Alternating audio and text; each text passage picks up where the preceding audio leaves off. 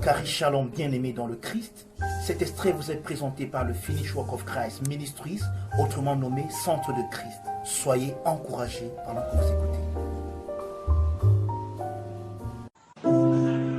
Sur tes épaules, toi le bon berger, et tu nous as ramenés à la maison. Nous sommes à la maison. Et nous sommes conscients d'être à la maison. Nous ne sommes pas des esclaves qui essayent d'adorer un maître. Nous sommes des fils qui disons merci à un Père qui a été bon pour nous. À un Père qui nous a châtiés, qui nous a éduqués, afin que nous puissions participer à sa sainteté. Seigneur, nous sommes le Fils qui revient dire merci à son Père. Ce matin, Père, nous te disons merci de nous aimer comme tu l'as fait. Et comme tu le fais, et comme tu le feras encore. Ton amour n'a pas de fin. Il est infini, il est inconditionnel. Il n'y a rien en nous qui t'a poussé à nous aimer. Mais tout ce qu'il y a en nous, c'est toi qui l'as mis. Et tu prends plaisir toi-même à ce que tu as mis en nous. Et lorsque nous te redonnons ce que tu nous as toi-même donné, tu prends plaisir à notre don, Seigneur. Mais c'est toi qui nous as donné ce que nous avons à te donner ce matin. Qu'avons-nous que nous n'ayons reçu de toi? C'est par la grâce que nous sommes sauvés. Par le moyen de la foi. Cela ne vient pas de nous. C'est le don de Dieu. Ce n'est point pas les œuvres afin qu'aucun de nous ne se glorifie. Tu nous as comblés de ce dont toi-même tu es comblé. Tu nous as remplis de ce dont toi-même tu es rempli. Tu as partagé avec nous la vie qui était intime au Père et au Fils dans la communion de l'Esprit. Tu as ouvert la grande danse de la divinité, tu nous as inclus.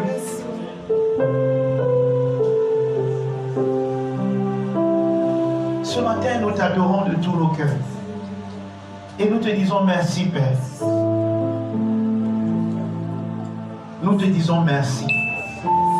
Vous voyez, il y a une chose qui me désole encore, c'est que l'Église ne sait pas adorer. Pourtant, c'est nous qui devons tenir le flambeau de l'adoration afin que la création nous suive dans l'adoration.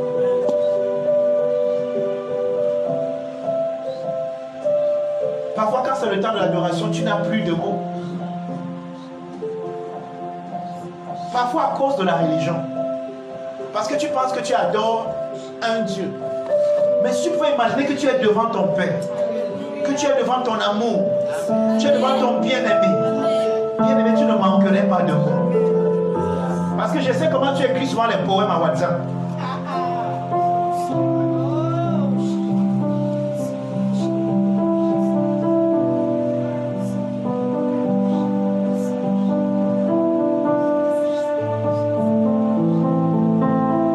Merci, Père.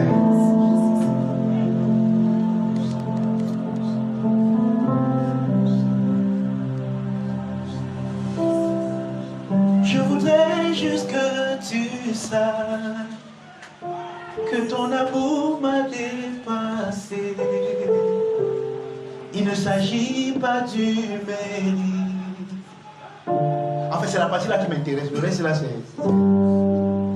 Son amour m'a dépassé. Est-ce que son amour t'a déjà dépassé? Amen.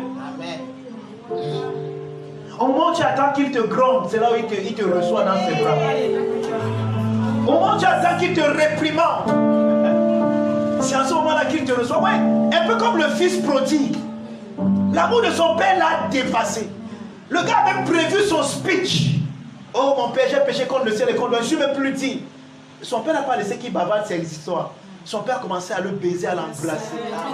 Son amour, le fils n'arrivait pas à comprendre. Il se dit, mais je suis où? C'est vrai ou bien je suis en train de blaguer? Peut-être le père a gardé la chicotte derrière pour après me fouetter. Non, Dieu ne fait pas semblant. Amen. Il t'aime sincèrement. Amen. Il t'aime vraiment. Amen. Il t'aime en esprit et en vérité.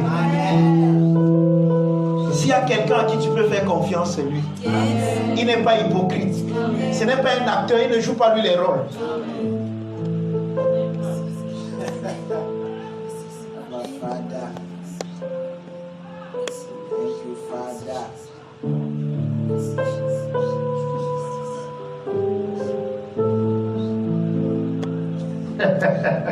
Pourquoi tu m'amènes là-bas, mon frère? Je vais arrêter.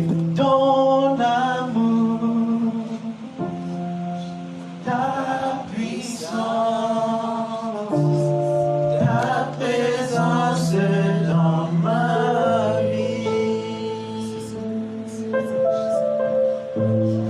Ton amour, ta puissance, ta présence dans ma vie. Et je veux t'adorer de tout mon cœur. Je veux t'adorer de toute mon âme. Et je veux t'adorer de toutes mes forces. Car tu es mon Dieu.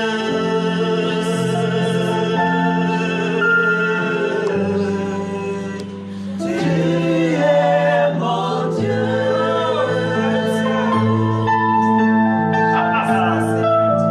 Car tu es mon Dieu.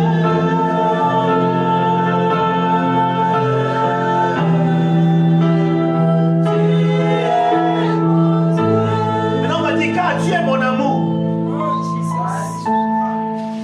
Car tu es mon amour.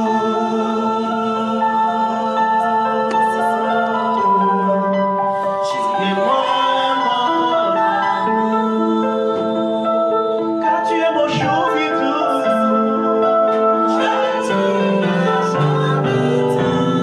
Tu donnes le mot d'amour que tu donnes souvent à ton amoureux là.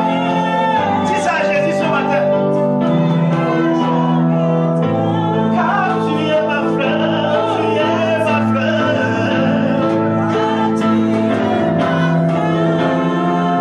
Tu es mon chou.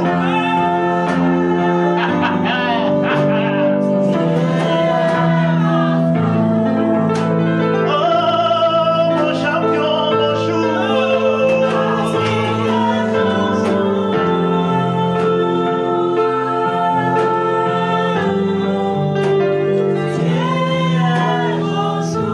Car tu es mon chéri.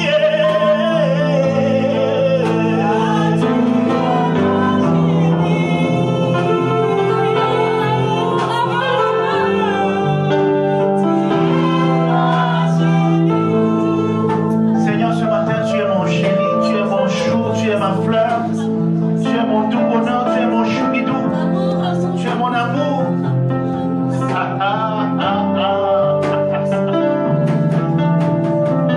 Tu es ma vie. Tu es celui en qui je trouve le bonheur. Quand je te regarde, Seigneur, tes yeux d'amour me séduisent. Tu m'as séduit de ton amour. Tu m'as charmé, Seigneur. Je suis fou amoureux de toi, Jésus.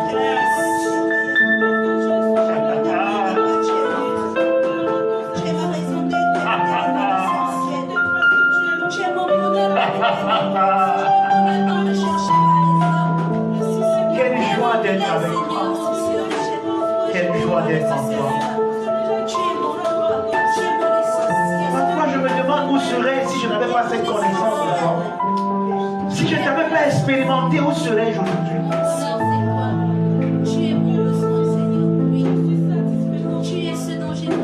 Car tu es mon tout.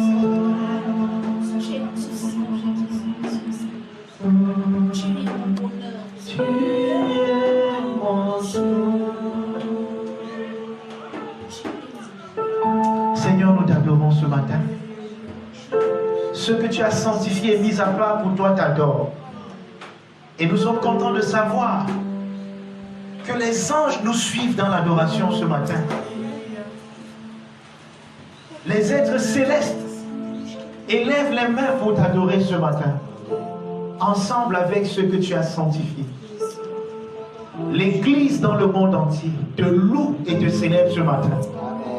Partout où tes fils sont rassemblés ce matin, c'est pour un seul but, te rendre grâce et te rendre gloire. Dis combien bon tu es. Oui, tu es bon. Tellement bon. Plus bon que bon. Tous les mots que nous essayons, Seigneur, de prononcer ne sont que des métaphores. Tu es plus grand que ce que nous pouvons dire. Tu es même plus grand que ce que nous pouvons concevoir. Tu es Dieu et il n'y a pas ton pareil. Sois béni à jamais, Seigneur. Reçois la louange et la gloire. Seigneur, merci parce que ton Église ce matin t'a adoré. Et merci parce que tu as agréé son adoration. Comme un parfum devant nous deux. Sois béni à jamais, Seigneur. Nous voulons te recommander nos cœurs ce matin.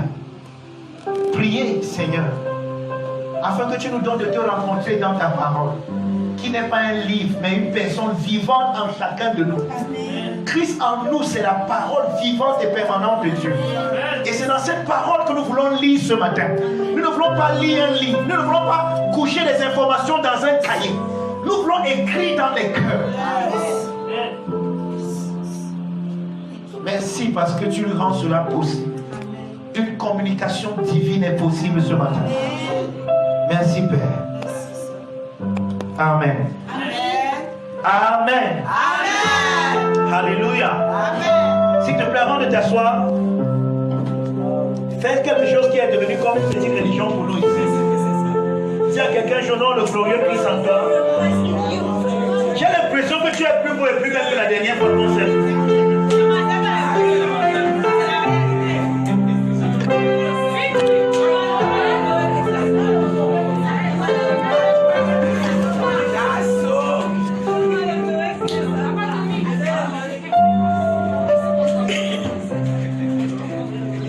Hallelujah. Amen. Glory. God is good. All the time. And all the time. God is good. You are blessed with all blessings. Amen. I honor the glory of Christ in you. Amen. And you are shining. Amen. And you are shining.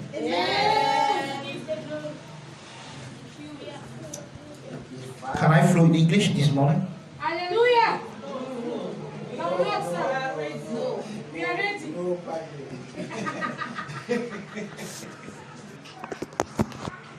Cameroon is a bilingual country, right? Yeah. So I can speak in English and you people will understand. Yeah. Go ahead, sir. We are ready. This is our month of being established in the testimony of Jesus Christ. And the text is taken from 1 Corinthians chapter 1 verse 6. And by the grace of God, last week... Can we translate, sir? No.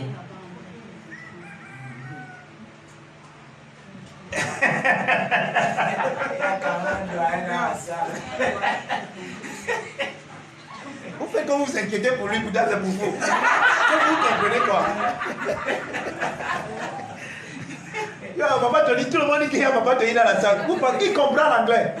L'esprit a ouvert ses oreilles pour comprendre. Donc, tant pis pour vous si vous n'êtes pas spirituel. Il a le don, l'esprit, il a le don d'interpréter les langues. Est-ce que vous savez que vous me rendez? Vous avez fait oublier pour mon anglais, Paul.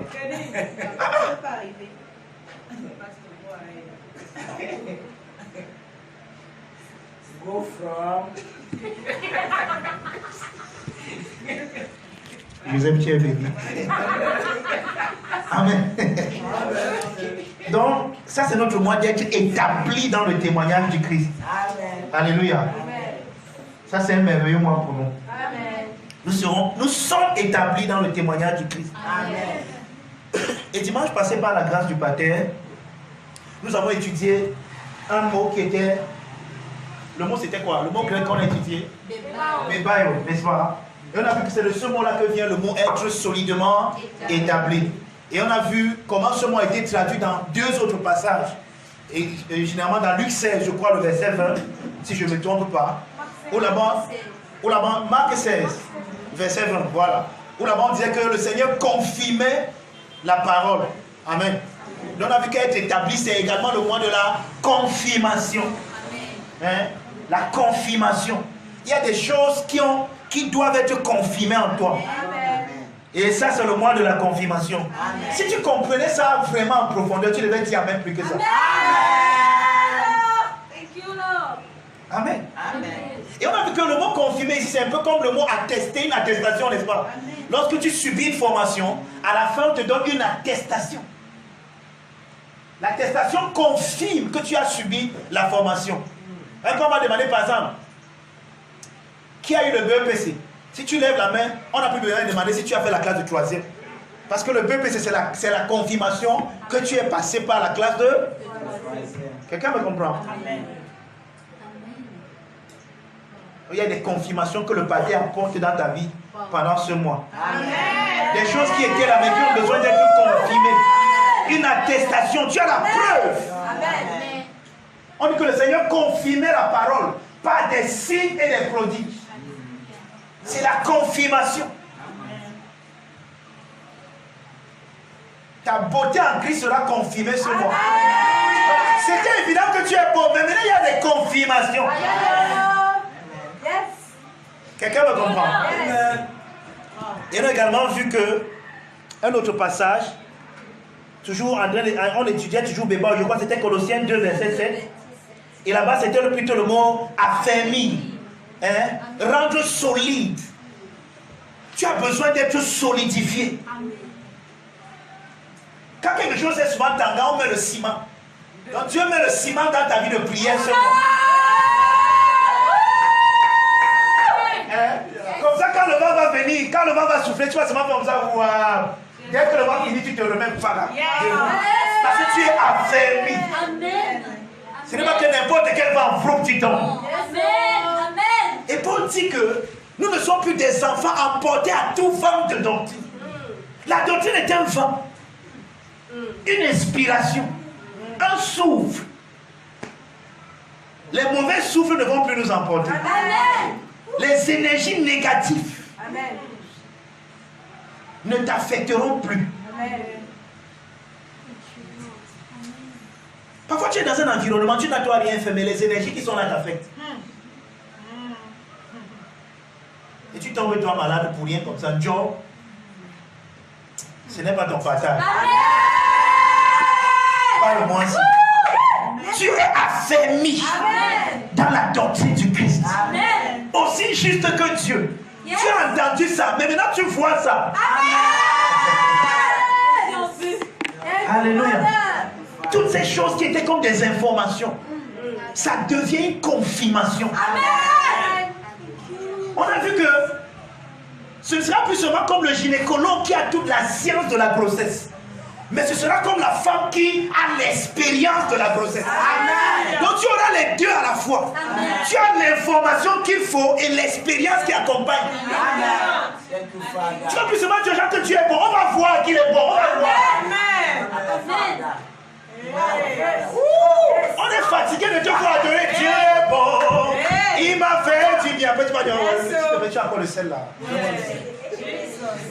Alors, on sait le...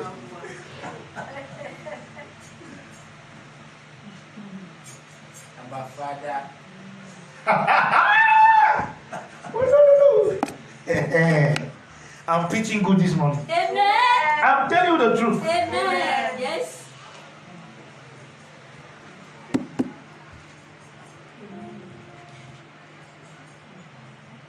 C'était mercredi passé, je crois, pendant qu'on était en train de prier ici. Le Père m'a ouvert les yeux, j'ai vu Paul, Jean et je ne sais pas quel autre apôtre. Et je crois que j'ai même partagé ça avec vous. Hein? Et vous savez ce qu'ils sont en train de faire? Ils préparent la conférence des Téléstats. Le ciel est en haleine, frère. Qu'est-ce qui va se passer le jour-là? Dieu sait. Tu t'es pas encore inscrit. Ah, c'est ton problème. Regarde, si tu attends qu'on te raconte, tu vas regretter. En fait, ceux à qui on va raconter, il y aura des pleurs et les grincements dedans. J'ai l'impression que la prochaine conférence des Téléstats, on va mettre ça à 25 000. Comme ça, on va mieux réduire encore les gens qui viennent. Amen. C'est quelqu'un qui sait qui viendra en ce moment. Il faut qu'on commence à chasser Les gens qui ne comprennent rien là.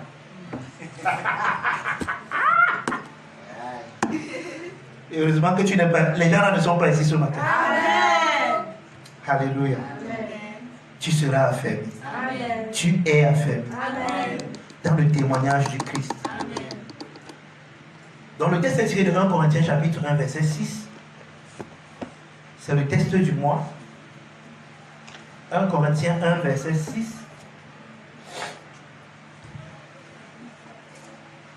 Le témoignage du Christ ayant été solidement établi parmi vous. Amen. Qu'est-ce qui est établi parmi vous? Le témoignage du Christ. Le témoignage du Christ. Or, on a vu solidement établi la semaine passée. Maintenant, regardez un peu cette semaine, le témoignage du Christ. Oui, c'est ça qui doit être solidement établi, d'accord? Donc ce matin, on va parler du témoignage du Christ. C'est quoi le témoignage du Christ? Qui doit être solidement établi en nous et parmi nous. Qu'est-ce que Paul appelle ici le témoignage du Christ? Demande à quelqu'un que tu es prêt. Attachez vos ceintures car nous allons décoller. Et je vous rappelle qu'il y aura des zones de turbulation. Votre manière de me regarder souvent me fait peur. Vous pensez que vous pouvez m'intimider?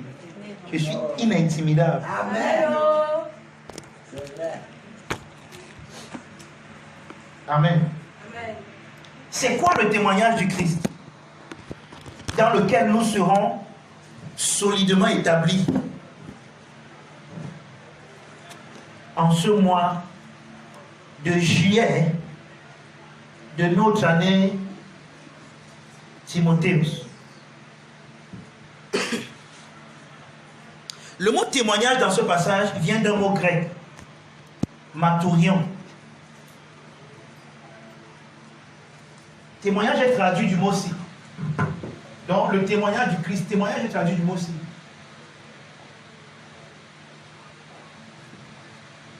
Maturion. Qui lui-même vient d'un autre mot. Matos. Qui cette fois-ci est traduit témoin. Maturion. Ce mot est dérivé de matos qui est traduit témoin. Donc, celui qui a le maturion, c'est le matos. Donc, celui qui a le témoignage, c'est le témoin. Un témoin a un témoignage. D'accord?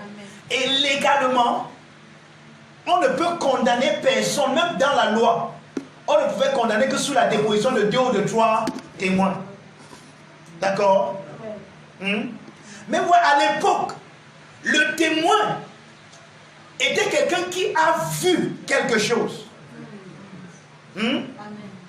Qui a été témoin oculaire de quelque chose. Et ce qu'il a vu lui donne la capacité de parler de cela, d'être la preuve de cela.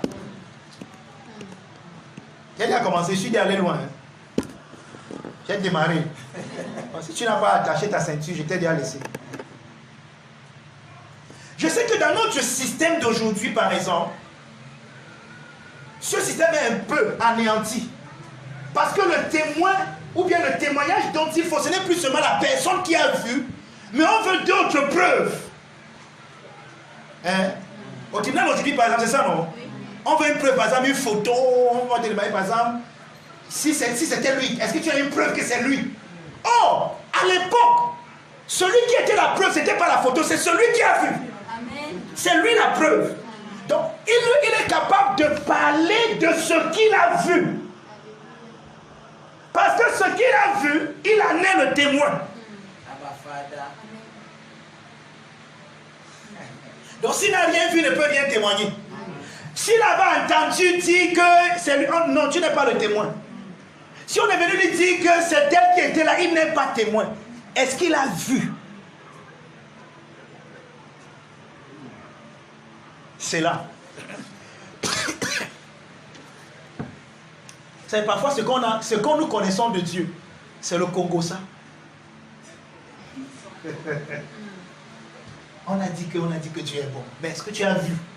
Vous voyez? il y a moins de témoins, mais plus de Congo-sailleurs. Les gars font le Congo-sa sur Dieu. Et quand tu prends le Congo-sa, là, tu parles dire comme si... Non, je vous dis que Dieu est bon. Attends, frère, tu étais là. Hein? Tu as vu? Non, on m'a dit. Ah, à ce moment, tu n'es pas encore matos.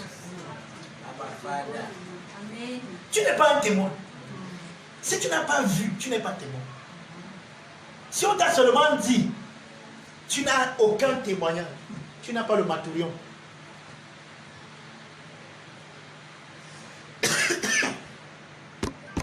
Quelqu'un est toujours avec moi. Hein? Amen. Vous comprenez un peu? Là où le Seigneur nous amène ce mois. Amen. Yes. Maintenant, si vous êtes un peu futé, vous allez vous rendre compte que le mot si, quel est le mot français qui se rapporte un peu à ce mot?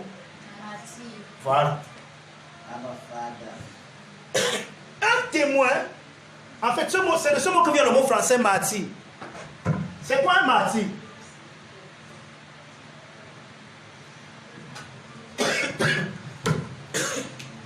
Je peux avoir un peu d'eau, s'il vous plaît.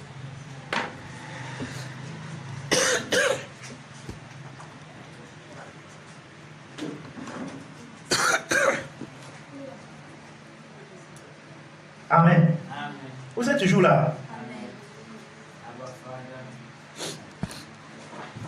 C'est qui est martyr?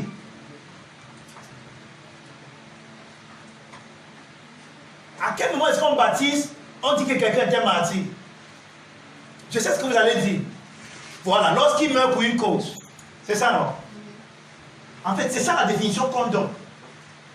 Mais quand on s'étudie un peu plus, on se rend compte qu'il ne meurt pas pour la cause.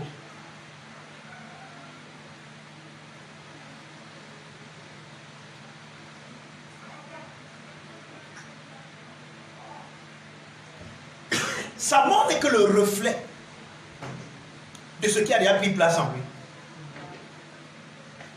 Oui, c'est vrai. Un martyr, c'est quelqu'un qui est capable de donner sa vie pour une cause à laquelle on voulait le séparer. Par exemple, je suis témoin. Mato, c'est ça, non? Parce que j'ai vu quelque chose. Mais vous voulez me convaincre que je dise que je n'ai pas vu ce que j'ai vu. Vous voyez un peu? Oh, je ne peux pas n'avoir pas vu ce que j'ai vu. Suivez-moi bien. S'il vous plaît, suivez-moi bien. Nous sommes en train d'aller quelque part. Et je veux que vous me compreniez ce matin. Vous allez vous rendre compte que... Merci beaucoup. Merci. Vous allez vous rendre compte que parfois, notre problème, c'est que nous ne sommes pas encore devenus, nous n'avons pas encore vu ce que nous disons. Parce que nous ne sommes pas encore des témoins. Vous comprenez? Maintenant, regardez. Un martyr, c'est quoi? C'est quelqu'un qui a vu quelque chose. Et ce qu'il a vu est devenu ce qu'il est. De sorte que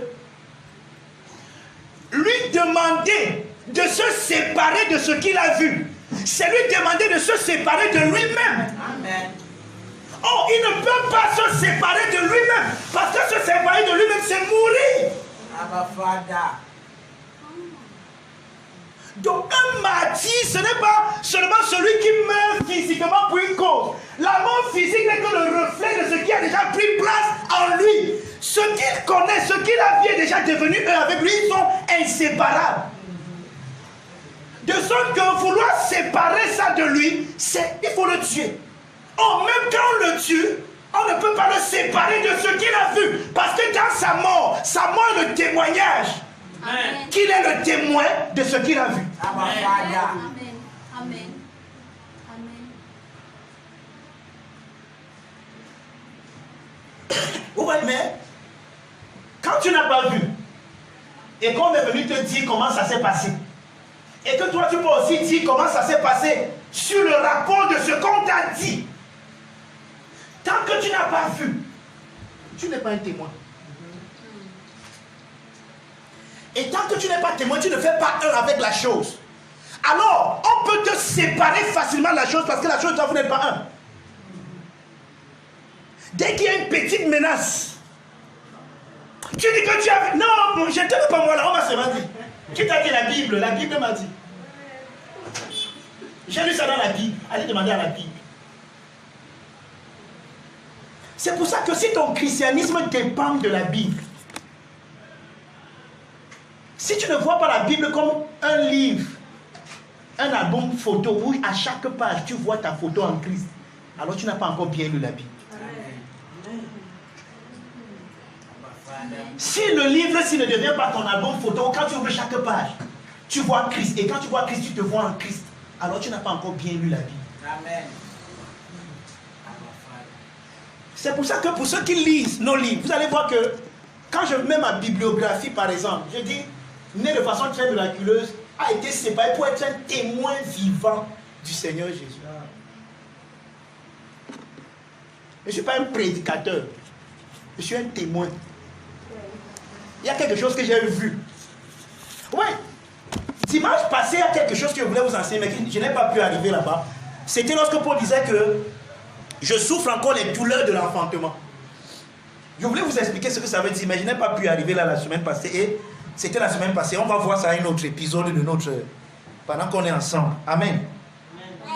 Quelqu'un me comprend? Amen. Ou si vous êtes gentil tout à l'heure, je vais vous parler de ça. Si vous me recevez. Parce que les gens, vous me regardez là, c'est comme si vous me dites que Pasteur Fermi, tu quittes devant nous. Il est bientôt midi, mais on a même déjà faim. Vous risquez de rester ici jusqu'à 14h aujourd'hui. Amen. Si vous m'énervez. Donc ne faites même pas comme ça, vous m'énervez. Enseignez là jusqu'à 14h. Alléluia. Amen. Maintenant, je vais vous expliquer le concept de témoin. C'est pourquoi c'est important, parce que quand tu n'as pas vu, c'est pour ça que quand Dieu a appelé l'apôtre Paul, il dit que voici les choses pour lesquelles je te suis apparu et pour lesquelles je t'apparaîtrai après. Tu dois voir, il y a quelque chose. Tant que la parole ne devient pas une image, elle devient juste des informations que tu captes et tu peux oublier facilement. Mais il faut que ça puisse te transmettre l'image. Parce que l'image, on ne l'oublie pas. Ça reste imprimé à l'intérieur de toi. Ce que tu as vu, c'est-à-dire ce qu'on appelle les traumatismes. Ouais, quand les gens sont témoins de certaines choses, ça les traumatise. C'est pour ça que quand je regarde vos Facebook, je dis que c'est comme si c'est un truc qu'on a fait exprès pour traumatiser les gens. Il y a des images que je regarde là-bas et me dis que mais on donne les enfants, papa, nos enfants font nos Facebook. Et je vais même parler des enfants tout à l'heure. Amen. Et les enfants seront fiers. Amen. Ils seront fiers du docteur Maman tout à l'heure. Amen. Parce qu'il va vous donner un conseil que vous avez mal compris et mal appréhendé. Amen. Donc un menti, c'est un connaisseur de la vérité. Et si vous avez entendu mon message de dimanche passé, je n'ai plus besoin d'expliquer ce que ça veut dire. J'ai dit que connaître, c'est savoir l'expérience avec la vérité. C'est pour ça que vous allez vous rendre compte d'une chose. Chaque fois que vous lisez le livre d'Apocalypse, qu'est-ce que vous remarquez là-bas? La redondance des gens qui ont été beheaded. Comment on dit ça en français? Décapités. Est-ce que vous savez que spirituellement, nous tous, nous sommes décapités? Amen.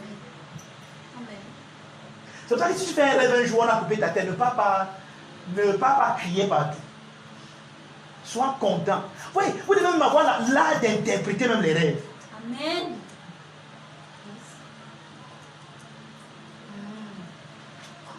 J'ai dit un jour à une maman qui m'a appelé, elle me dit que parce que le chat crie dans ma vie, elle me dit que même le chat crie, ça fait quoi? Laisse-le le Seigneur, tu amènes à ses cris. Mais on lui a dit que non, quand le chat crie, c'est quelqu'un qui a le vouloir mourir. Même si c'était vrai dans une superstition, tu peux changer ça. Parce que les énergies dépendent du Fils de Dieu que tu es. Amen. Même certaines personnes croyaient ça et que ça arrivait, toi tu peux changer le coup là. Amen. Tu peux dire que tout ce qui respire loue le Seigneur. Si le chat respire, il loue le Seigneur. Et je dis Amen. Amen. Oui. Donc je disais que spirituellement, nous sommes tous décapités. Vous savez pourquoi? Parce que nous tous ici, nous avons une seule tête. Amen. Jésus est la seule tête de nous tous. Ça veut dire que tu ne peux pas être un chrétien si tu mets ta tête et que tu marches avec ta propre tête. Oh, vous savez quoi? Si vous montez tous vos cartes d'identité ici, ce n'est pas une photo entière qu'il y a là-bas, n'est-ce pas? Il y a aucun, on ne voit pas vos pieds sur votre carte. Parfois, on ne voit même pas vos bras. Tout ce qu'on voit, c'est ici. Parce que ce qui vous identifie, c'est votre tête. Donc, Christ est notre identité à nous tous. Et c'est sur la tête qu'il y a les yeux. C'est sur la tête qu'il y a les oreilles. C'est sur la tête qu'il y a la bouche. C'est-à-dire que spirituellement, nous sommes tous décapités. Personne ne nous a la tête. Parce que nous avons tous une seule tête. Amen. C'est Jésus. Alléluia. C'est lui qui voit pour nous. Il dit que j'ai déjà vu, c'est bon, mon fils, marche, tu marches vraiment. C'est lui qui parle pour nous. Amen. Nous sommes l'écho de ce qu'il a déjà dit. Homologio. Quelqu'un me comprend? Amen. Donc un martyr, c'est quelqu'un qui connaît la vérité. Il a une expérience avec la vérité. Tu ne peux pas le séparer de la vérité. Parce que ce qu'il connaît, ce n'est pas une information qu'il a reçue. Il a vu.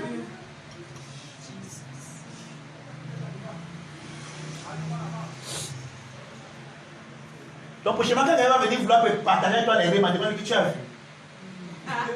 Ou bien c'est le composant que tu fais. C'est le composant. Tu me dis ce que le docteur a dit ou bien tu me dis ce que tu as vu. Est-ce que vous savez que tant que ce que je dis ne devient pas une image à toi, tu n'as pas de révélation. Quand on dit Réma, ce n'est pas ce que je dis. C'est l'image que ça a produit en toi.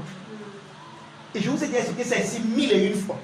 Que quand vous criez, waouh, alléluia, amen, c'est pas parce que le type qui est ici devant en train de dire des choses extraordinaires. Non, c'est que ce qu'il dit trouve un assentiment à l'intérieur. Il y a l'écho à l'intérieur de vous. Et c'est cet écho qui vous fait crier. Quelqu'un me comprend? Donc un témoin, c'est quelqu'un qui a vu quelque chose. Et ce qu'il a vu est devenu un avec ce qu'il a vu. Cette vision, c'est également celle qu'on appelle manger le livre. Dans le livre d'Apocalypse. Parce que ce que tu manges, tu l'assimiles, ça devient qui tu es. Tu es ce que tu manges. Amen. Amen. Et c'est dans ce sens que Jésus a dit que je suis le vrai pain qui est descendu du ciel. Si quelqu'un ne me mange pas, il n'a pas la vie éternelle. Quelqu'un me comprend? Amen. Maintenant, pose la question à quelqu'un, tu as déjà mangé Jésus. Certains n'ont même pas encore goûté. Tu sais, la plupart de nous, ce que nous faisons, c'est que nous nous asseyons à table, on voit Jésus, c'est le repas. Et on admire le repas, on commence à faire les commentaires. Gars, la nourriture là, c'est la nourriture là. La nourriture, ça vient du mot grec nourriture, ça. Tu vas créer, tu vas expliquer la nourriture. Mais tu vois, tu ne connais pas. Parce que tu n'as pas mangé. Tu t'es assis, tu as regardé que du mot grec nourriture, du latin nourriture. Tu expliques, tu connais tous les mots latins. Tu connais tous les mots grecs de la nourriture. Tu peux expliquer même comment on a fait pour préparer ça. Mais tu n'as pas mangé. Tu ne connais pas la nourriture là.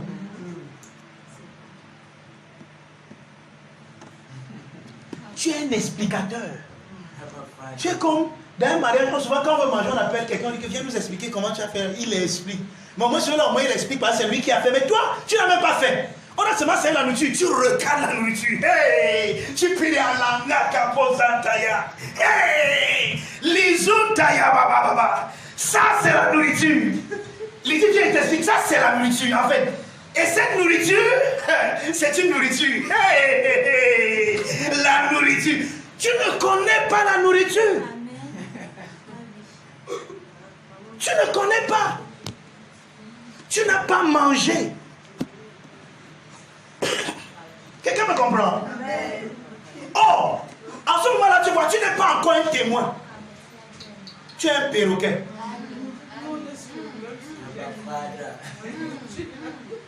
Tu es un perroquet. Tu connais tout de cette nourriture. En fait, tu peux expliquer. Les feux ici, c'est le ndolé. Et en fait, le ndolé, c'est si tu nous expliques le ndolé, gars, est-ce que tu as mangé? Non, gars, fous le camp. Fous le camp. Tu ne peux pas nous parler de cette nourriture. Donc, laisse quelqu'un qui a mangé bien nous dire. Nous sommes trop restés dans les explications de la nourriture au lieu de manger la nourriture. Mais ouais, dans Apocalypse 5, quand Jean a vu le livre, on lui a dit que prends et mange le livre, assimile, aie une expérience avec le livre. Que ça devienne, ce que tu manges devient toi. Tu deviens ce que tu manges. Nous n'avons pas mangé Christ. Mais nous expliquons Christ. Nous ne sommes pas des témoins. Et en d'autres mots, on n'a pas un témoignage.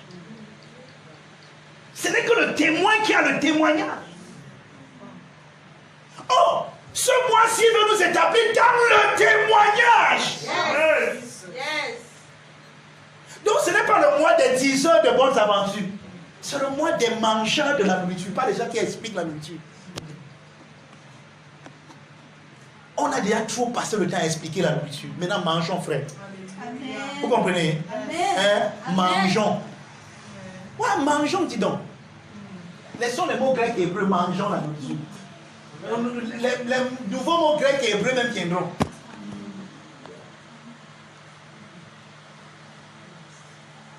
C'est dans le témoignage, le martyrion. Et quelqu'un qui a le martyrion, c'est un martyr, c'est un martyr. Un martyr, c'est celui qui connaît la vérité. Et je veux dire que connaître, c'est un axiome grec qui parle d'avoir une relation intime et personnelle avec une personne. Adam connu sa femme et elle enfanta. Adam n'a pas pris un livre où elle va raconter la biographie de sa vie. Moi, c'est Ève. J'ai été créé à partir de la côte de l'homme. Adam a pris la lui, il a dit, maintenant je connais Ève, elle a conçu. C'est pas ce qui s'est passé, frère.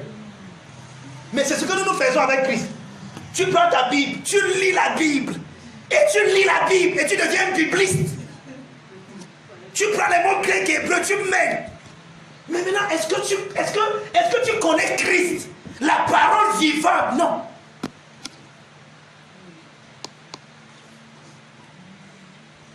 Asia, ce mois un peu sec, hein? Les pouces sont durs, mon frère. Moi, mes essences à moi. C'est comme c'est un gars qui me donnait un OPQ. Hein, frère? Un martyr, c'est un connaisseur de la vérité. Il la connaît tellement qu'il est devenu un avec elle. Au point où lui demander de renoncer, c'est lui demander de renoncer à lui-même. Et comme renoncer à lui-même, c'est mourir, alors le martyr, dans le but de renoncer à la vérité, meurt. Car cette vérité n'est pas une information. On peut se séparer de l'information.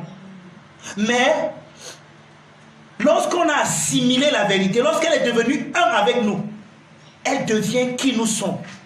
Au point où nous ne pouvons pas nous en séparer. Amen. Vous on voit encore les gens qui sont encore tergiversés avec Christ. On les insulte, on les insulte, avec ton Jésus là. Il parle pleurer, c'est quoi? On m'a insulté avec mon Jésus, moi je ne viens plus à l'église. Tu comprends que son Jésus même c'est une information, ce n'est pas encore, il n'a pas encore assimilé. Les gens qui font les prières, Seigneur, si tu n'agis pas, je retourne en boîte. Il y a des gens qui font encore le chantage à Dieu là. C'est les gens qui n'ont pas encore compris qu'ils sont devenus un avec la chose. Quand tu as mangé, attends, comment est-ce que je peux te séparer de ce que tu as mangé hier? Je peux. C'est plus possible. Pour te séparer, il faut que je te tue. Et même quand je te tue, je n'arrive pas à te séparer parce que tu pars avec ce que tu as mangé. Amen. Oui, quand vous assimilez Christ, quand vous connaissez Christ, vous devenez un témoin et vous avez un témoignage. Vous savez pourquoi on n'a pas trop d'impact? Nos parents n'ont pas trop d'impact. Parce que c'est le Congo-ça de Jésus que nous partons dire aux autres. Donc on a entendu. Oh, n'oubliez pas, celui qui parle ici le Congo-ça, déforme le Congo-ça. Il y a une image à Facebook pour montrer comment est-ce que quand une information quitte d'une personne à une autre, comment est-ce qu'on la déforme. Je crois que le gars là, il a fait quelque chose comme ça. Vous avez vu ça sur Facebook? Et à la fin, c'est devenu une autre chose. C'est-à-dire qu'après 20 personnes, l'image a complètement changé. Nous devons quitter des Congo-sailleurs de Jésus pour devenir des témoins de Jésus. Nous devons voir. Quand on dit que tu es bon, bien aimé, dis que Seigneur, ouvre mes yeux. Je ne veux plus seulement entendre que tu es bon. Je veux voir ta bonté. Amen. Pas nécessairement comme toi, tu penses que tu es bon quand tu auras la voiture. Non! Si tu pouvais, si Dieu ouvre tes yeux, et quand tu vois que même le fait que tu sois assis ce matin, c'est la bonté de Dieu. C'est sa bonté. Amen. Le problème, c'est que nous, parfois, on a mis des stéréotypes dans nos têtes. Dieu sera bon quand je vais me marier, quand j'aurai ma part d'enfant, je vais construire ma maison, quand j'aurai ma part de voiture, alors je saurai que Dieu est bon. Non. Il y a des gens qui ont ça mais qui ne connaissent même pas Dieu. Tu me comprends? Donc, ça n'a rien à voir avec la bonté de Dieu. En fait, c'est même la bonté de Dieu, mais ils ne le savent même pas. Prie que Dieu ouvre tes yeux pour que chaque jour, Dieu voie combien bon il est dans ta vie. Amen.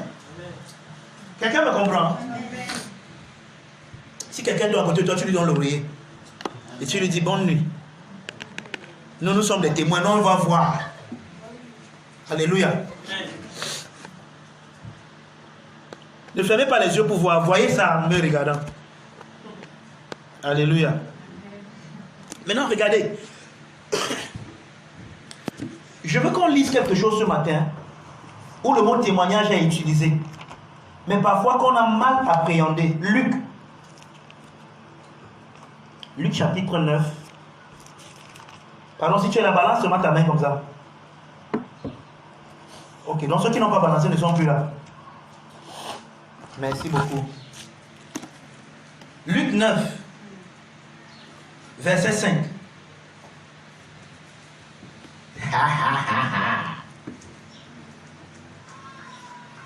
Quelqu'un est là? Amen.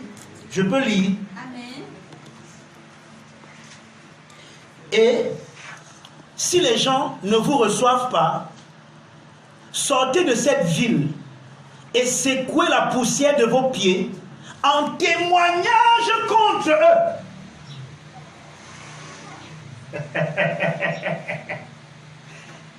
C'est le même mot. Maturion.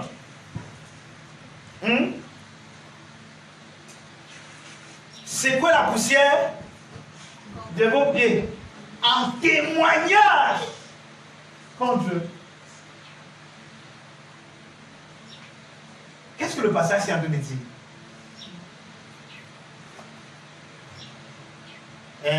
J'arrive quelque part. Je viens présenter Christ. Parce que je suis un marteau, je suis un témoin. Et j'ai un témoignage. Mais les gens me rejettent et ne me reçoivent pas. Mais ce passage me dit que quand tu pars, ne quitte pas de là et tu rentres seulement. Il faut faire quelque chose. Secoue la poussière de tes pieds. Et ce que tu feras sera un témoignage. Maturion contre eux. Qu'est-ce que le texte est en train de dire? Hein les gars? Je vais vous lire ça dans la Mirror Bible. François Dutoit nous a encore aidé ici. Il faut qu'en tant que ministère, on envoie une offrande spéciale à François Dutoit. Amen. Amen. Amen. Ok. Voici ce que Luc 9, verset 5 dit dans la Mirror Bible. Si les gens ne vous reçoivent pas, passez votre chemin. Secouez la poussière de vos pieds.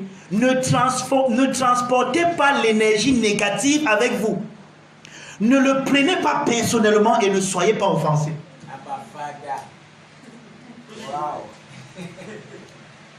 La poussière, c'est quoi? La poussière, c'est quoi? C'est la nourriture de qui? Et le serpent, c'est qui? Non, je ne t'ai pas demandé ça en hébreu ou bien en grec. Je veux que le serpent, c'est qui? C'est la pensée. Oui, l'énergie négative, la pensée négative, n'est-ce pas? Regarde, quand tu t'en vas prêcher l'évangile, tu pars avec zèle, n'est-ce pas? Parce que tu as vu quelque chose que tu veux partager avec d'autres personnes pour qu'ils voient avec toi.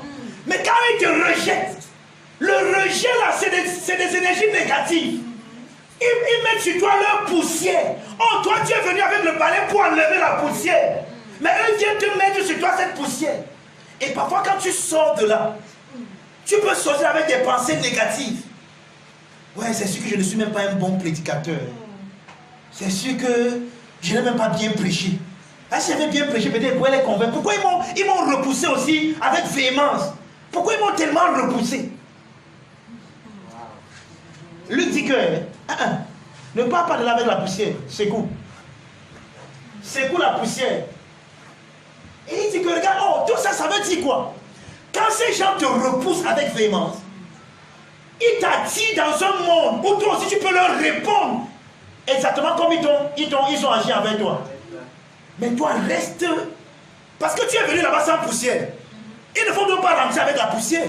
Tu es venu avec joie. Rentre avec la même joie. Or, il y a quelque chose qui s'est entassé sur ta joie. C'est la poussière. C'est cool. C'est cool. Ne rentre pas là-bas avec la poussière là. Or, cette poussière que tu secoues sera un témoignage contre eux. Ça veut dire que demain, quand ils seront visités, même dans leur cœur, ils comprendront que, regarde, au-delà des paroles que le type s'y a prêché, on a vu son comportement quand nous on était méchants envers lui. Il est resté zen dans son attitude. Et ça va leur parler plus que tes paroles leur parler. C'est ce que Luc a dit. Ça parle de ton attitude. Amen. Et la poussière, tu peux parler même de quelqu'un avec qui tu vis, mais qui te rejette et qui te repousse, qui n'aime pas ton Dieu, qui n'aime pas ton évangile. Comment est-ce que tu te comportes? Est-ce que tu acceptes sa poussière? Mais tu sais quoi? C'était là nous, c'est ce que nous faisons. Nous acceptons la poussière des autres. Et ils nous transforment. Et ils nous changent. Alors ce que nous faisons, c'est quoi? Ça ne peut plus être un témoignage contre eux. Regarde. Ce que je suis en train de dire ce matin est tellement important. Amen. Hébreux 12. Je vais vous montrer un autre passage qui parle de la même chose. Et que nous avons toujours mal interprété. Bien-aimé, ne parle pas avec la poussière. Je suis arrivé chez toi avec joie. Et dès que je suis arrivé, tu as commencé à me parler, à t'opposer à mon évangile. Tu sais ce que je fais? Je secoue ma poussière, je mets ça chez toi, je rentre moi avec ma main. Tu n'as pas été dit de me recevoir. C'est vraiment quelqu'un d'autre pourra me recevoir. Mais parfois, ce n'est pas notre attitude. Nous regardons la poussière. Il faut commencer à se poser mille et une questions. Ouais, c'est sûr que je ne prêche pas comme le docteur maman. C'est pour ça qu'on me repousse comme ça. Non, ne rentre pas avec la poussière là. Amen. Tu es excellent dans ce que tu fais. Amen. Le problème, c'est pas toi. Amen. Wow. Yes. Quelqu'un me comprend? Amen. Dans Hébreux 12, l'apôtre Paul nous parle du paiadéa, qui est le châtiment. Il nous dit que, je vais d'abord lire le verset, non, lisons même d'abord le verset qui nous intéresse. Verset 14. Vous connaissez le verset là, n'est-ce pas? Recherchez la paix avec tous et la sanctification, sans laquelle personne ne verra le Seigneur. Que quelqu'un me donne la main comme le tonnerre. Que quelqu'un me donne la main comme le tonnerre. Non, ton main là est trop petite. Non, pas la main du machine Kololo. Le machine Kololo vient faire quoi?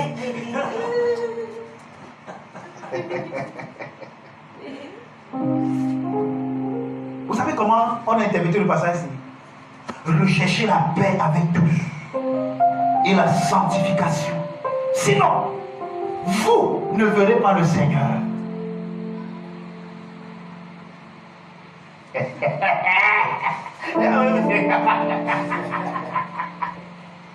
Attention, que vous comprenez ça.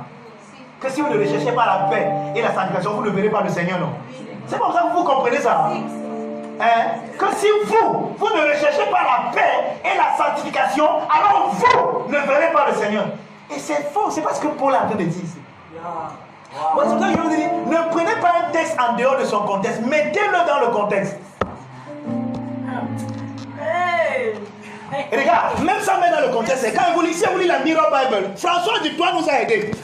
Il résout tous les problèmes.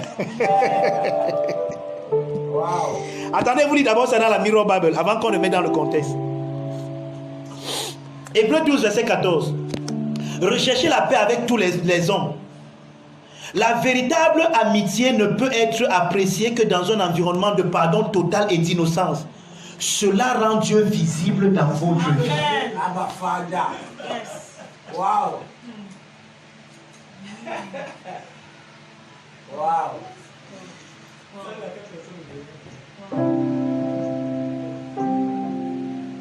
Cela rend Dieu visible dans votre vie. Ce n'est pas vous qui ne ferez pas Dieu. C'est Dieu qui ne sera pas visible. Et c'est les autres qui ne feront pas Dieu. Ok, mettons dans le contexte. Chapitre 12, Paul parle de quoi? Verset 10. Paul parle du châtiment. Hein? Nos pères nous châtiaient pour peu de jours, comme ils le trouvaient bon. Mais Dieu nous châtie pour notre bien, afin que nous participions à sa sainteté. Je sais ce que vous pensez déjà maintenant. Oh, pas sommet. Quand tu tombes dans ton propre pied, Dieu nous châtie. Il nous châtie, amen. Mais il nous châtie. Mais il nous châtie. Non, c'est pas il nous châtie comme tu penses là.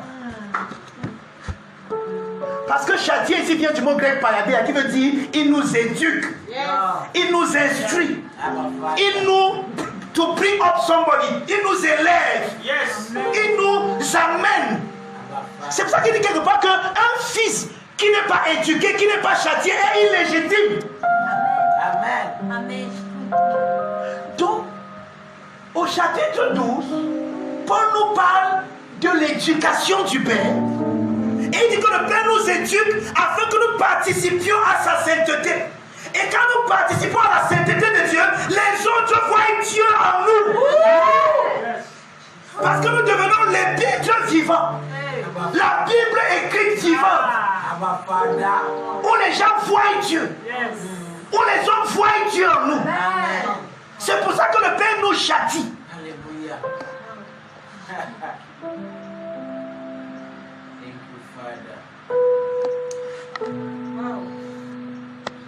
Amen. Je veux ce matin prendre une parenthèse, ouvrir une parenthèse par rapport à ce châtiment-là. Oui, pardon, sans nous en rendre compte, nous avons hérité d'une mauvaise culture, d'une culture coloniale dans l'éducation de nos enfants. Il y a un passage dans Proverbe qui dit que n'éloigne pas la verge de l'enfant. C'est ça, non? Et vous avez pensé que la verge là-bas voulait dire le foin. C'est ça? Vous avez cru que la verge là-bas voulait dire le foin, n'est-ce pas? Et vous avez cru que Dieu a dit qu'il faut fouetter vos enfants. Hein? J'espère que vous êtes prêts à entendre ce que je vais vous dire ce matin. Certaines personnes, on leur a dit ça, ils ont fui l'église. Dieu n'a jamais dit de fouetter son enfant. Parce que Dieu ne fouette pas les enfants.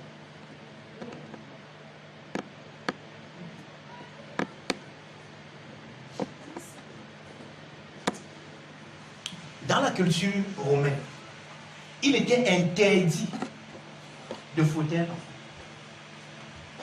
Le fouet était réservé pour deux catégories de personnes. Les animaux et les esclaves. Yes. Amen. Quand tu étais un citoyen romain, c'était interdit à Rome qu'un père laisse une marque de fouet sur le corps de son enfant. C'était carrément interdit. Et c'est ça la culture biblique. Mais quand on nous a colonisés, quand les colons sont venus, pour nous montrer notre véritable statut, ils ont pris le fouet pour nous fouetter. Pour nous montrer que nous sommes leurs esclaves. Et c'est la même chose que nous faisons aujourd'hui avec nos enfants. Nous fouettons les enfants dans le but de leur enseigner une leçon. Mais nous oublions une chose. En psychologie, tout ce que tu apprends dans la douleur, toute leçon que tu acquiers par la douleur, chaque fois que tu ne peux plus avoir cette douleur pour processer la leçon, tu vas vouloir te rebeller contre la leçon que tu as apprise dans la douleur. C'est pour ça que nos enfants sont rebelles. Parce que quand ils commencent donc maintenant à grandir, ils ont déjà développé le muscle, tu ne peux plus le fouetter. C'est vrai. Et quand tu ne peux plus le fouetter, maintenant tu avais un autre, tu n'as plus une autre méthode pour lui donner la leçon que le fouet. Et maintenant parfois tu veux venir avec le dialogue, il se fait trop tard. Tu n'as pas appris à dialoguer avec toi. Il s'en fout de toi. Il n'écoute plus ce que tu dis. Il fait comme bon lui semble. Tu ne peux plus le taper. Tu as utilisé la mauvaise méthode pour éduquer ton enfant. Maintenant, je vais vous aider. La verge, ça sert à quoi? Est-ce qu'un berger a une verge? Et la verge du berger sert à quoi? Taper les boutons? Non. À diriger. À montrer la direction. Donc quand on dit n'éloigne pas la verge de ton enfant, on te dit que toi, parent, tu es la direction de ton enfant. Yes. N'éloigne pas la direction de ton enfant. Montre à ton enfant le chemin qu'il doit suivre. Quand il sera grand, il ne s'en détournera pas. C'est ça la verge. C'est pas pour fouetter l'enfant. C'est pour dire que vous allez vous rendre compte que les enfants regardent beaucoup ce que font leurs parents. Et non ce que leur disent leurs parents. Mais ce qu'ils font. Parce que l'enfant s'appuie sur son père. Son père est sa verge. Les moutons s'appuient sur la verge du berger. Le père est la verge sur laquelle l'enfant s'appuie. Comme un piédestal pour bondir dans la vie. Yes.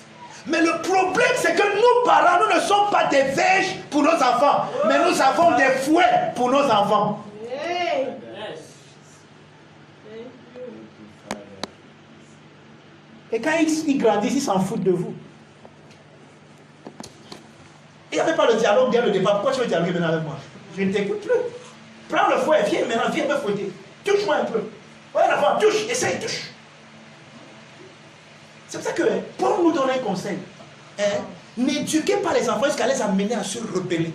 Je ne sais pas comment il dit ça. Il a une manière de dire ça. Je sais pas oublié comment le verset là. Mais c'est ce qu'il ça veut dire que, Père, n'irritez pas vos enfants. Est-ce que vous savez que, imaginez-vous par exemple, le prince, on l'appelle comment? C'est Harry en Angleterre, c'est comme ça qu'on l'appelle. Vous imaginez qu'on l'éduque en prenant le fouet sur lui, c'est interdit. Comment tu vas le fouetter? Vos enfants sont des princes.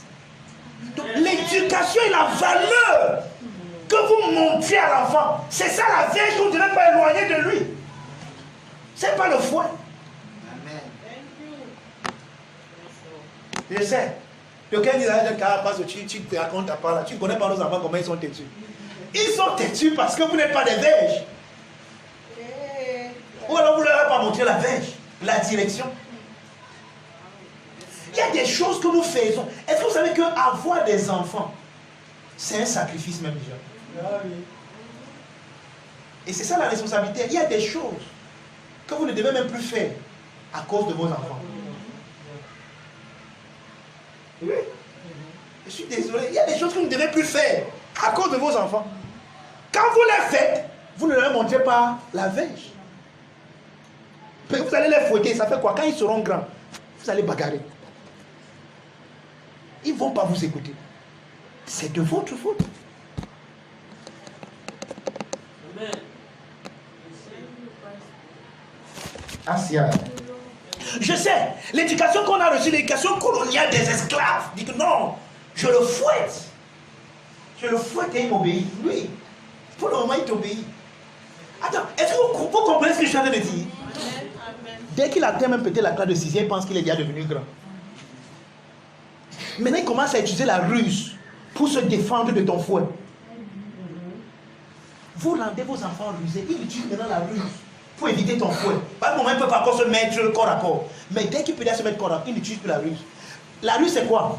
Quand tu dors, pendant que toi tu penses qu'il allait dormir et il a peur de ton fouet, il saute par dehors. Il part. Une petite fille de 22 ans est décédée l'autre jour. Et ces choses-là ne nous enseignent pas. Et c'est là où les parents viennent, on va venir là. Taisez-vous. Elle fait quoi dehors à minuit? Elle fait quoi?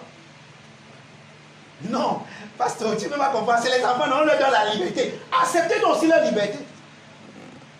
C'est pour ça qu'il veut dire que, regardez, voici comment ça se passait dans la culture hébreu. Lorsqu'un enfant est petit, avant qu'il ne devienne, qu'il ne passe à à un moment où il est à l'âge de l'adolescence. Et ils appelaient ça le bar mitzvah. C'est ce que Jésus a eu lorsqu'il avait 12 ans. Vous vous souvenez? Il n'est pas l'enfant de son père. Il est l'enfant de sa mère. Il va avec les femmes. Même quand il vient au temple, il est un garçon, mais il va dans le parvis des femmes. Pourquoi? Parce qu'en ce moment, il a besoin d'être materné. Il a besoin d'un amour, le premier amour dont les enfants ont besoin, c'est un amour maternel. L'amour maternel lui montre que, regarde, tu es bienvenu dans cette famille, tu es bienvenu dans ce monde. Nous t'aimons, c'est maman qui fait ça. Mais quand il atteint l'âge du bar mitzvah, et c'était une initiation, c'était un peu comme on l'initiait. Bar mitzvah veut dire l'enfant de la loi. Il jurait de devenir le fils de la loi. Dès cet instant, il ne marchait plus avec les femmes, il partait avec les hommes. Yes. Maintenant, il n'était plus materné, il était paterné. Il subissait une formation avec les hommes. Et là-bas, c'était plus les caresses de maman. Ici, maintenant, c'est ici, maintenant, il apprend le travail dur. Il apprend certaines choses. Jusqu'à ce que maintenant, il atteigne un certain âge. Maintenant, on lui donne le nom de la famille. Il peut maintenant représenter la famille.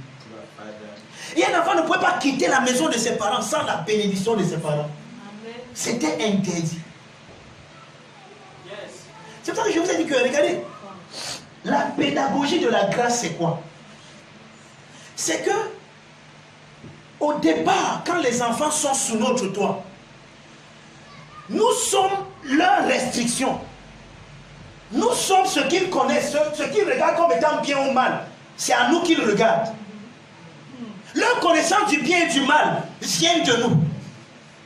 C'est pour ça que je vais dire à mon fils ou à ma fille, une fille ne sort pas à 21h. D'accord? Oui, papa. Dès qu'elle part à 20h30, je m'en vais, pourquoi? Papa a dit qu'une fille ne sort pas. Elle est en train je suis en train de l'éduquer. Je lui montre la direction. Voilà ma verge.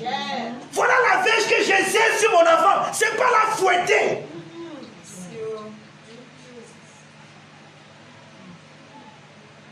Maintenant, toi, maman, tu vas pas dire qu'une fille ne reste pas dehors à 21h. Toi-même, tu rentres à minuit.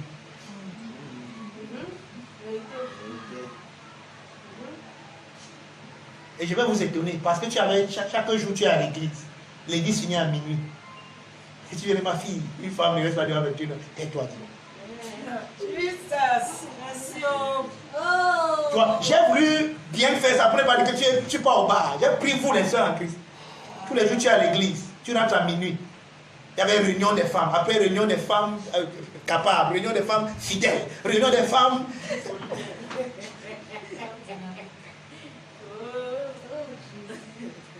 Tu ne lui montres pas la verge.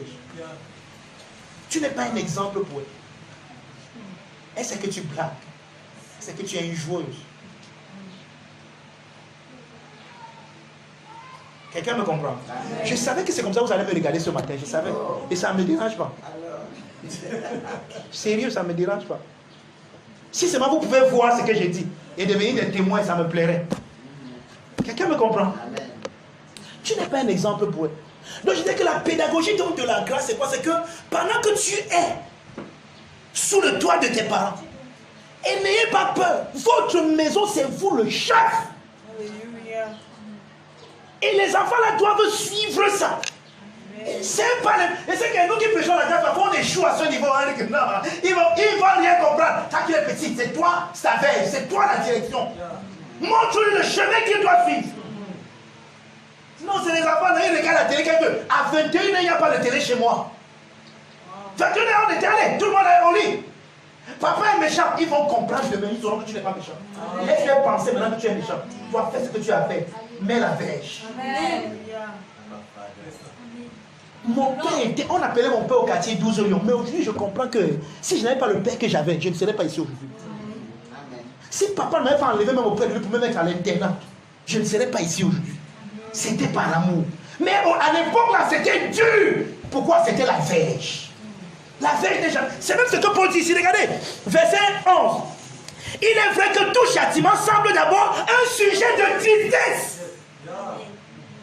On dit qu'il semble, c'est un semblant. Semble d'abord. Quand tu ne comprends pas, ça semble. Maman ne nous aime pas. Hein. On voit les autres enfants, ils sont dehors à 22h. Mais nous, dès qu'il est 22h, rentrez ici. Rentrez. Si ils n'ont pas de verge, j'ai la verge. Rentrez. Maintenant, regarde.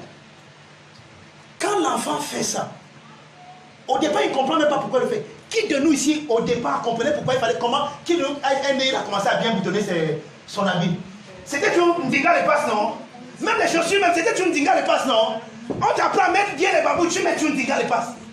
Quand tu partais en route, on dit que, quand tu veux traverser la route, tu regardes à gauche, à droite, avant de passer. Tu comprends, oui. Tu ne sais pas pourquoi il faut regarder. Mais parce qu'il y a la verge de direction.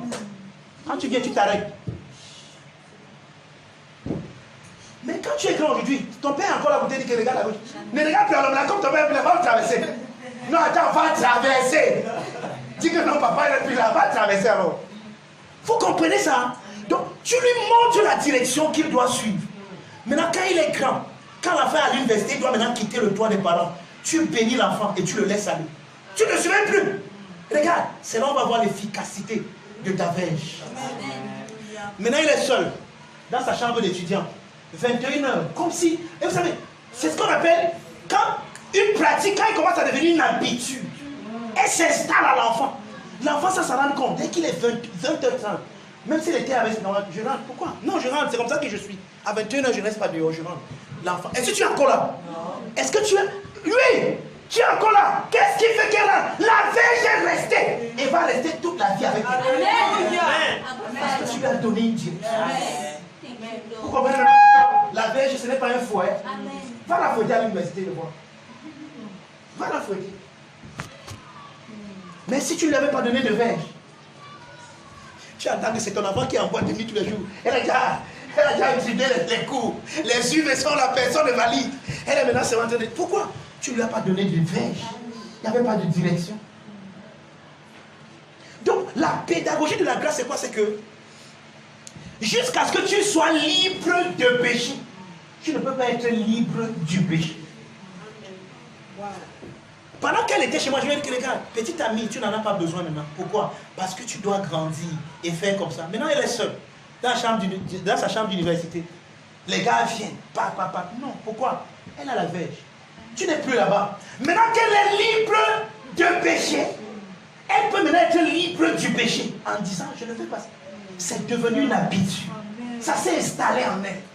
Elle a un caractère qui fait d'elle ce qu'elle est. À cause de ta verge, tu l'as dirigée, tu lui as donné une direction dans la vie. Et quand elle est grande, elle ne s'en détourne pas. Amen. Je sais que mon message n'est pas sucré ce matin. Il n'y a pas de problème. Quelqu'un me comprend. Donc, si toi tu as passé ton temps à prendre le fouet, va la fouetter à l'université. Va la fouetter à l'université. Maintenant, tu ne pourras plus.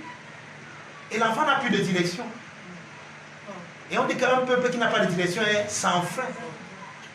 Les gars ne peuvent plus. Les gars, où est trop d'accident? C'est que les gars n'ont pas de frein. Tout le monde roule à vivre à lui. Personne n'arrive à freiner. Donc, bam, il y a collision. Il n'y a plus de frein. Mais nous donnons les freins à nos enfants. Amen. Nous avons cette responsabilité. Je peux prendre encore 5 minutes. Amen. Ou bien j'arrête. Amen. Amen. Vous avez vu, mais vous passez le temps. Fouet, le fouet.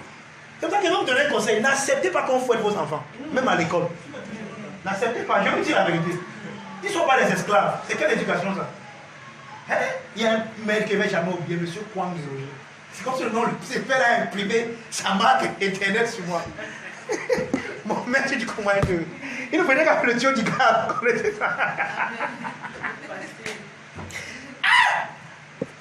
Amen. Non, boy. Je suis sérieux. N'acceptez pas qu'on tape et ne tapez pas vos enfants. Parlez avec eux. Parlez. Quand ils sont petits, ils peuvent pas. Vous pensez qu'ils ne peuvent pas encore comprendre. C'est faux. Parlez-leur. Déjà, je vous dis quelque chose. Vous savez pourquoi les gens qui sont dans l'islam sont difficiles à persuader? Quand les femmes musulmanes sont enceintes, elles vont à la mosquée chaque fois avec leurs enfants. Ils étaient enceintes. Chaque fois, elles ont des sourates qu'elles récitent avec en même. Ouais, il y a des pratiques que les gens connaissent. Pourtant, c'est pour vous. Mais vous les négligez. elles imposent des mains sur l'enfant chaque fois, elles récitent des sourates. Tu penses que c'est un gain? L'enfant là entend, il comprend. Même quand il est dans ton ventre, c'est un être vivant. Il comprend. Il est capable de capter les énergies et l'atmosphère autour de lui. Quand tu crées une certaine atmosphère, l'enfant commence à danser. Demande-moi qu'il y a un gars enceinte pour savoir ça, je sais. Amen. Amen. Vous savez, quand vous commencez à comprendre la science de Dieu, vous commencez à comprendre la science de la vie. Amen. Et vous voyez comment la vie marche. Amen. Amen. Ne fouettez pas vos enfants et n'acceptez pas qu'on fouette vos enfants. Et l'un des problèmes que nous avons en Afrique, c'est que c'est nos grands-pères, nos grands-mères, nos tontons et nos tantines qui ont la responsabilité d'éduquer nos enfants. Ou alors nos nounous. Nous sommes trop occupés à chercher l'argent. Alors ne faisons pas d'enfants. Si on ne peut pas leur donner ce qu'il faut leur donner, ne le faisons pas. C'est clair parce que...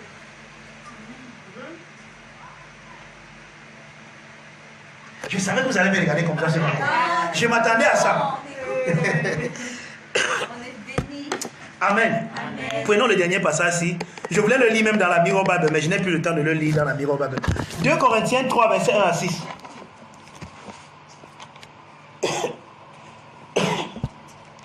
« 2 Corinthiens 3.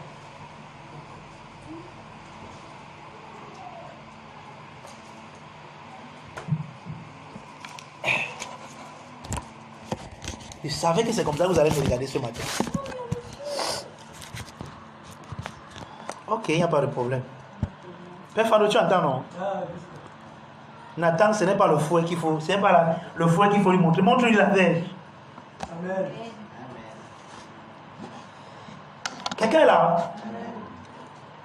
2 Corinthiens 3, à partir du verset 1 jusqu'au verset 6. Oh, si je vous lis ça dans la Mirror Bible, mais il n'y a pas de temps. Commençons-nous de nouveau à nous recommander nous-mêmes? Ou avons-nous besoin, comme quelques-uns, de lettres de recommandation auprès de vous ou de votre part? C'est vous qui êtes notre lettre écrite dans nos cœurs. Vous voyez ça? Hein? Paul dit ici que est-ce qu'on a besoin encore de lettres de recommandation? Ici, Paul parle de 2 choses. Je vais passer le temps, c'est pour ça que je ne veux pas trop entrer dans les détails. Mais je vais vous expliquer ça de façon superficielle. Ici, Paul parle de 2 choses. Quand vous lisez Actes chapitre 9, vous voyez comment Paul avait besoin de lettres pour aller persécuter les chrétiens.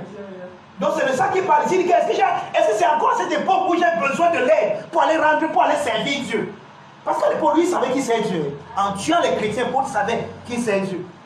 Amen. Maintenant, la deuxième option, c'est que les judaïseurs, ceux que les apôtres par excellence envoyaient à partir de Jérusalem, venaient avec les lettres de recommandation. C'est ça qui leur donnait l'autorité de parler aux brebis. Par exemple, quand ils sont allés dans l'église de la Galatie. D'accord? Donc, c'est de ça que Paul parle ici. Il dit qu'on n'a pas besoin de lettres de recommandation. Pourquoi? Il dit au verset 2, parce que c'est vous qui êtes notre lettre, écrite dans nos cœurs. Tu ne peux pas rendre ministère à un peuple que tu n'aimes pas. Amen. Tu ne peux pas prêcher Christ aux gens que tu n'aimes pas. C'est pour ça que Papa François m'a enseigné une technique qu'il enseigne à tous les gens d'académie. Il appelle ça pré-care. Nous, on préfère le dernier. Nous, on vient cher avec les gens pour qui on n'a pas cœur. Et on vient cœur pour ceux à qui on n'a pas prêt. C'est pour ça que Jésus nous demande de prier pour nos ennemis. En fait, quand tu pries pour ton ennemi, il n'est plus ton ennemi. Parce que tu ne peux pas prier pour quelqu'un que tu détestes. Donc, je ne dis pas prier à l'église.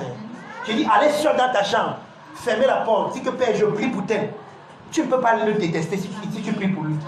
Donc, avant de venir prêcher l'évangile à quelqu'un, prie d'abord pour lui. Et dès que tu as fini de prier pour lui, prends soin de lui. C'est pendant que tu prends soin de lui que tu verras, que tu auras des moyens maintenant pour partager avec lui la parole. Prie, prends soin et partage. Mais nous, on veut partager d'abord. Je suis venu te parler de Jésus. Pourtant, celui-là, il a faim. Et il t'a vu manger ton riz avec la sauce, avec le poulet dedans. Tu as mangé ça seul. Tu as fini de manger, tu as essuyé la bouche. Maintenant, tu dis qu'il vient te parler de Jésus.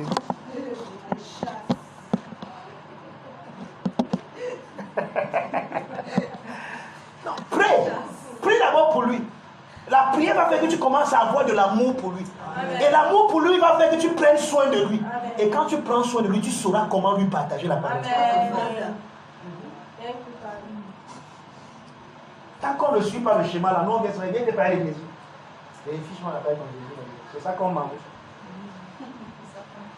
Amen. Quelqu'un me comprend? Amen. Donc Paul dit que vous êtes écrit, vous êtes la lettre qui est écrite dans nos cœurs. Quelqu'un vient partager la parole avec vous. S'il ne vous aime pas, ça n'aura aucun impact en vous. Amen.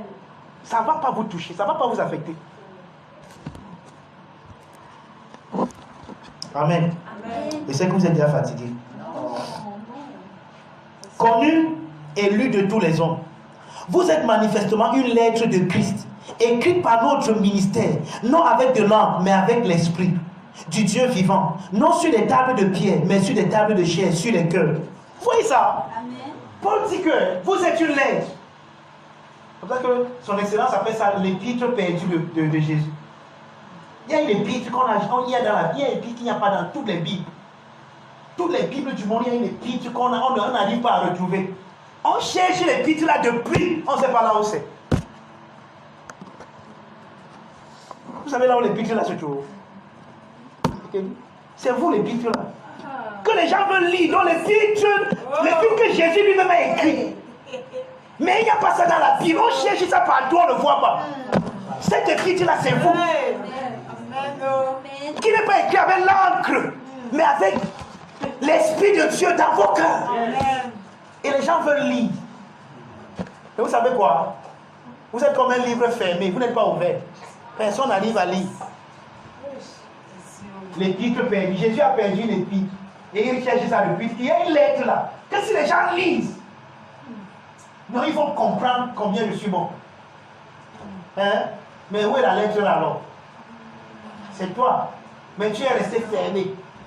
Hein? Même tes jeux de prière, je me moi et moi seul. Ma mère. Un peu comme le passage dit que Tim et Yom Atabe. Alléluia. Je prêche plus bien que ton attitude ce matin. Et j'ai moi bien fini. Vous m'avez déjà chassé. Et moi déjà fini. Pardon, laissez-moi rentrer. L'enfant de ma mère. L'enfant de Jacob. Ce programme vous a été présenté par le Centre du Christ, situé en face du lycée de Bonasama, à Bonabéry. Téléphone 697 91 04 34 675 01 49 32. Facebook Finish Work of Christ Ministries. YouTube Tetelestai TV.